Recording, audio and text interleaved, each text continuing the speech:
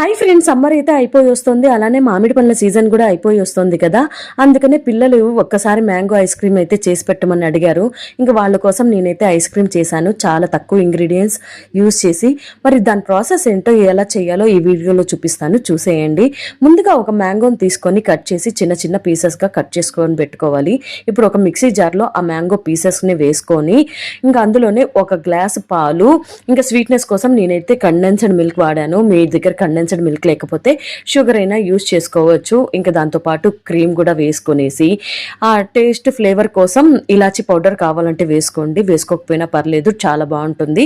ఇంకా మొత్తాన్ని గ్రైండ్ చేసేసుకొని ఒక ట్రేలో కానీ ఐస్ క్రీమ్ మౌల్డ్లో కానీ వేసేసుకొని ఒక 10 hours రిఫ్రిజిరేటర్లో ఉంచి నెక్స్ట్ డే అయితే ఓపెన్ చేసి సర్వ్ చేసుకోండి. సూపర్ యమ్మీగా ఉండే ఐస్ క్రీమ్ అయితే రెడీ అయిపోతుంది. మా పిల్లలకి అయితే చాలా బాగా నచ్చింది. ఒకసారి ట్రై చేయండి. వీడియో నచ్చితే లైక్ చేసి నా ఛానల్ని సబ్స్క్రైబ్ చేసుకోండి.